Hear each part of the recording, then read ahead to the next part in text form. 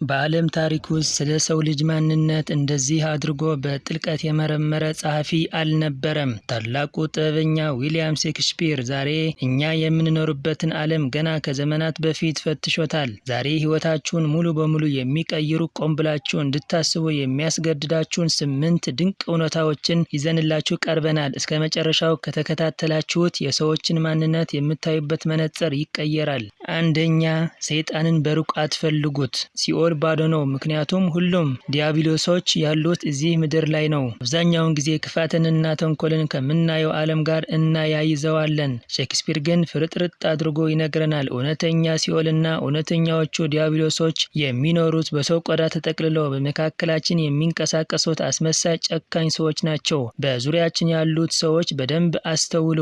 ሁለተኛ፣ የውስጥ ጸጥታ ሕግ። ከክፋት ስትርቅ ሰላምህን ታበዛለህ። ቅንና መልካም ስትሆን ደግሞ ከጭንቀትና ከጸጸት ትድናለህ። በዚች ምድር ላይ ትልቁ ሀብት የውስጥ ሰላም ነው። በሰዎች ላይ ተንኮል የምትሽር፣ ቂም የምትይዝ ከሆነ በመጀመሪያ የምታቃጥለው የራስህን ሕይወት ነው። ክፋትን እርግፍ አድርገህ ስትተወው ልብህ በትልቅ እረፍት ይሞላል። ከመጸጸትና ከጭንቀት የምትድነው ለሰው ስትል ሳይሆን ለራስህ ስትል ቅን ስትሆን ብቻ ነው። ሶስተኛ፣ የሰላማዊ ኑሮ ቀመር።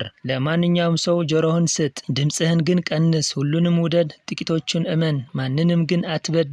ይህ የህይወት ትልቁ መመሪያ ነው። ሰዎችን በደንብ አዳምጣቸው፣ ነገር ግን ያንተን ሚስጥርና ቃል ግን በቁጠባ ተጠቀም። ለሰው ልጆች ሁሉ መልካም ፍቅር ይኑርህ፣ ነገር ግን ማንም መጥቶ ልብህን እንዳይሰብረው የምታምነውን ሰው በጥንቃቄ ምረጥ። እናም በምንም ምክንያት ቢሆንም በማንም ህይወት ላይ በደል አትፈጽም። አራተኛ፣ የጥቅም ጓደኞች መታወቂያ።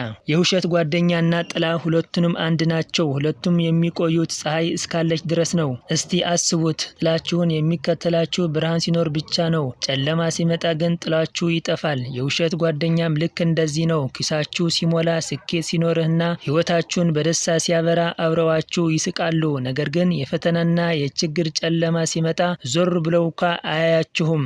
አምስተኛ፣ ማንነት አይቀየርም። ጨውን 1000 ጊዜ ስኳር ብትለው ስሙን እንጂ ጣዕሙን መቀየር አይችልም። አንዳንድ ሰዎች በጥሩ ቃላት ብታቆላምጣቸው፣ መልካም ብትሆንላቸውና ልታስተካክላቸው ብትሞክሩም ውስጣችሁ የተሰፋበት ክፋትና ተንኮል ሊቀይሩት አይችሉም። ጨው ጨው ነው፣ ስሙን ስኳር ስላላችሁት አይጣፍጥም። ስለዚህ ተፈጥሯቸው ክፉ የሆኑ ሰዎች ለመቀየር ጊዜያችሁን አታባክኑም። ስድስተኛ፣ የፈተናዎቹ ሚስጥር። የቀንን ውበት አይቶ ለማድነቅ የግድ ጨለማን መጠበቅ ያስፈልጋል። በሕይወታችሁ ውስጥ የሚገጥሟችሁ ችግሮችና ውድቀቶች ያለ ምክንያት አይደሉም። የብርሃንን ዋጋ የምታውቁት ጨለማውን ስታዩት ነው። ዛሬ የምታልፉበት መከራ ነገ ለምታገኙ ትልቅ ስኬትና ደስታ ይበልጥ ጣዕም እንዲኖረው የሚያደርገው ቅመም ነው። ሰባተኛ፣ ከወርቅ የሚበልጠው ሀብት። መልካም ስም ለሰው ልጅ የመንፈስ ቀንዲል ናት።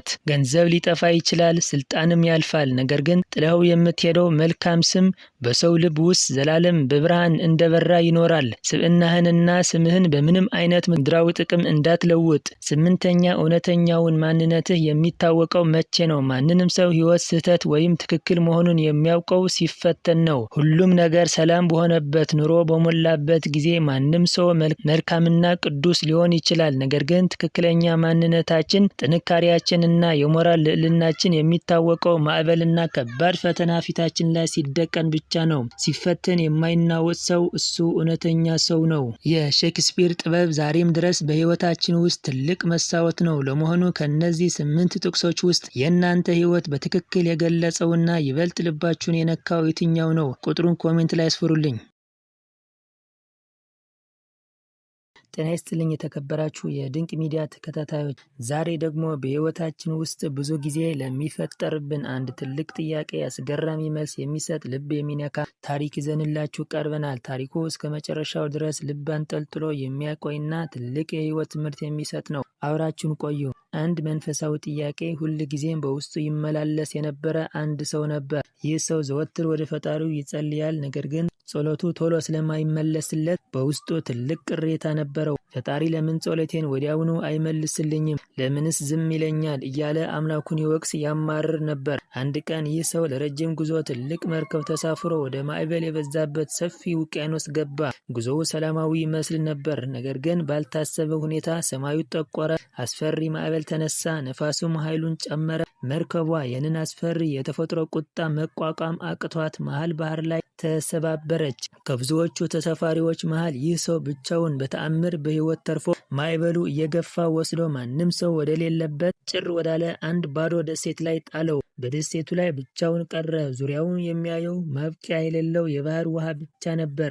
በከፍተኛ ድንጋጤ፣ ረሃብና ፍርሃት ውስጥ ሆኖ ጌታ ሆይ እባክህ አድነኝ፣ ከዚህ አስፈሪ ቦታ አውጣኝ እያለ ሌት ተቀን አጥብቆ መጸለይ ጀመረ። ቀናቶች፣ ሳምንታት ሆኑ። ነገር ግን ምንም የመጣ እርዳታ አልነበረም። አድማሱ አሻግሮ ቢያይም አንዲትም የምትጠጋ መርከብ አልታየችም። የጸሎቱ መልስ እየዘገየበት ስለመሰለው ክፉኛ ተስፋ መቁረጥ ጀመረ። ምንም አማራጭ ስላጣ ቢያንስ ከብርድ ከፀሐይና ከአውሬ ራሱ ለመከላከል በሚል በደሴቱ ላይ ካሉ የደረቁ የዛፍ ቅርንጫፎች እና ቅጠሎች ለብ ለብ አድርጎ አንዲት ትንሽ ጎጆ ቀለሰ።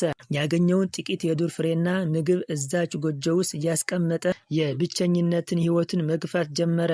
አንድ ቀን ግን እጅግ አስደንጋጭ ነገር ተፈጠረ። ሰውየው ምግብ ፍለጋ ራቅ ወዳለ የደሴቱ ክፍል ሄዶ ቆይቶ ወደ ማረፊያው ሲመለስ ያቺ ብቸኛ ተስፋ የሆነችው በስንት መከራ የሰራ ትንሽ ጎጆ በእሳት ተያይዛ ትነድ ነበር።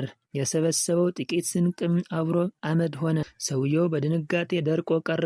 ጉልበቱ ከዳው። መሬት ላይ ተንበርክኮ ምርር ብሎ አለቀሰ። ወደ ሰማይ ቀና ብሎ በንዴት ጌታ ሆይ ይህንን ያህል ጨካኝ ነህ? በዚች ጭር ባለች ደሴት ብቻዬን መቅረቴን ሳያንስ ያችን ብቸኛ መጠለያዬ እና ስንቄ አቃጠልከው። ለምን እንዲህ ጨከንክብኝ? ለምንስ እንዲህ ታደርግብኛለህ? ብሎ ፈጣሪውን በድጋሚ ክፉኛ አማረረ። በተሰበረ ልብና በታላቅ ሐዘን ውስጥ ሆኖ እዛው አሸዋ ላይ እንቅልፍ ይዞት ሄደ። በማግስቱ ጠዋት ያልጠበቀውና ያላሰበው ድምፅ ሰምቶ ከእንቅልፉ ባነነ። የሞተር ድምፅ ነበር። አንድ ትልቅ መርከብ ወደ እሱ ደሴት እየተጠጋ ነበር። መርከቧ ወደ ዳርቻው መጥታ ሰዎችን አዳኑት። ሰውየው ማመን አልቻለም። በደስታ እንባ እየታጠበ አዳኞቹን በዚህ ማንም በማያውቀው የጠፋ ደሴት ላይ መሆኔ እንዴት ልታውቁ ቻላችሁ? ማን ነገራችሁ? ሲል ጠየቃቸው። የመርከቧ አዋጆችም ፈገግ ብለው ትናንትና ማታ ከዚች ደሴት ላይ ወደ ሰማይ የወጣ ትልቅ የጭስ ምልክት አይተን ነው። ጭሱን ስናይ የሆነ ሰው እርዳታ እየጠየቀ እንደሆነ ገባን።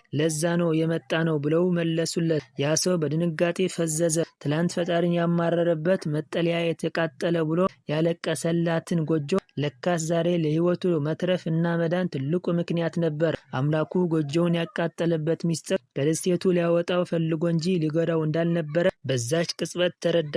አዎ ቤተሰቦች፣ ዛሬ የሚመልስልን ሁል ጊዜ እኛ በምንፈልገው መንገድ ወይም እኛ በወሰንነው ሰዓት ላይሆን ይችላል። ነገር ግን በእርግጠኝነት እኛን የሚጠቅመንና በሚያድነን መንገድ ነው። በሕይወታችን ውስጥ ጥፋት፣ መርገም፣ መከራ የመሰሉን ነገሮች ከጀርባቸው ለነገ ትልቅ በረከት ይዘውልን ሊመጡ ይችላሉ። ታዲያ ዛሬ ላይ የጎደለብንን ወይም የፈረሰብንን ነገር አይተን ለምን ፈጣሪ እናማርራለን? ማን ያውቃል? የእግዚአብሔር ጊዜ ገና ቢሆንስ? ዛሬ እያለቀስንላት ያለችው የእኛዋ የተቃጠለች ጎጆ የነገው የሕይወታችን የነጻነት ጭስና የድል ምልክት ብትሆንስ? ቪዲዮውን ትምህርት ሰጥታችኋል ብዬ ተስፋ አደርጋለሁ። ሰብስክራይብ በማድረግ የድንቅ ሚዲያ ቤተሰቦች ይሁኑ። እስቲ ራሳችሁን በአንድ ትልቅና አስፈሪ ጫካ ውስጥ አድርጋችሁ አስቡት። በእጃችሁ ላይ አንድ መጥረቢያ ብቻ አለ። ነገር ግን መውጫና መግቢያችሁ ጠፍቶባችኋል። ምን ታደርጋላችሁ? ጸሎት ታደርጋላችሁ ወይስ የፈጀውን ቀን ይፍጅ ብላችሁ ዝም ብላችሁ መንገድ ትፈልጋላችሁ? ወይ ደግሞ ምን አደከመኝ ብላችሁ በያዛችሁት መጥረቢያ ዛፍ ቆርጣችሁ ቤት ሰርታችሁ ጥንቸል እያደናችሁ ኑራችሁን በጫካ ውስጥ መሰርታላችሁ? ዛሬ የምነግራችሁ ታሪክ ግን ከነዚህ ሁሉ ምርጫዎች ውጭ የሆነ መላውን ዓለም ያስደመመና በአስገራሚ ብልሃት የተሞላ እውነተኛ ታሪክ ነው። ታዋቂው የካናዳ ዜና ማሰራጫ ሲቢሲ ዘገባው ስሙን ያልጠቀሰው አንድ ግለሰብ በዚህ በትልቁ የካናዳ ጫካ ውስጥ ድንገት ይጠፋል። አካባቢው አስፈሪ፣ ቅዝቃዜው የበረታና ምንም አይነት የሰው ልጅ ድምፅ የማይሰማበት ስፍራ ነበር። ይህ ሰው ግን ተስፋ ቆርጦ አልተቀመጠም። ይልቁኑ በእጁ ላይ የነበረው መጥረቢያ አነሳና ማንም ሰው ሊገምተው የማይችለውን አንድ ነገር ማድረግ ጀመረ። በጫካው ውስጥ አልፎ የነበረውን የከፍተኛ ቮልቴጅ የኤሌክትሪክ መስመሮችን፣ እንጨቶችን በመጥረቢያ አንድ ባንድ ይገነድሳቸው ጀመር። ይህ ድርጊት እብደት ይመስላል። በፍጹም ነገሩማ እውነተኛ የብልሃት ጫፍ ነበር። ይህ ሰው የኤሌክትሪክ ምሰሶዎችን በመቁረጡ ምክንያት የኤሌክትሪክ መስመሩ ተጠቃሚ የነበሩ የአካባቢው ማህበረሰቦች ለ2 ቀናት ያህል ሙሉ በሙሉ የኃይል አቅርቦት አጡ። በዚያን ጊዜ የሳክስ መብራት ኃይል ሰራተኞች በሲስተማቸው ላይ የት ቦታ ብልሽት እንደተፈጠረ ተመለከቱ። ቦታውን እጅግ አስቸጋሪና በጫካ የተከበበ በመሆኑም ሰራተኞቹ ብልሽቱን ለመጠገን በሄሊኮፕተር ተጭነው ወደ ስፍራው በፍጥነት እንዲንቀሳቀሱ ተገደዱ። የመብራት ኃይል ሰራተኞች ሄሊኮፕተራቸውን ይዘው ብልሽቱ ወደ ተፈጠረበት የጫካው ክፍል ሲቃረቡ ያገኙት የኤሌክትሪክ መስመር መበላሸት ብቻ አልነበረም። ይልቁኑ በእጁ መጥረቢያ ይዞ በብልሃት ምክንያት ሕይወቱን ለማዳን የቻለውና እርዳታ የሚጠብቀውን ይህንን ብልህ ሰው አገኙት። ሰውየው ምንም አይነት ስልክ ወይም የመገናኛ ዘዴ ሳይኖረው በመጥረቢያው ብቻ የሀገሪቱን ትልቅ ተቋም አስገድዶ ሄሊኮፕተር እስከ ጫካው ድረስ እንዲላክለት አድርጓል። አያችሁ፣ በአስቸጋሪ ሁኔታዎች ውስጥ ተስፋ ከመቁረጥ ይልቅ አእምሮን ተጠቅሞ መፍትሄ መፈለግ ሕይወትን ያድናል። ለመሆኑ እናንተ በዚህ ሰው ቦታ ብትሆኑ ምን ታደርጉ ነበር? የሰውየው ብልሃት አስገርሟችኋል? ሐሳባችሁ ኮሜንት ላይ አካፍሉኝ።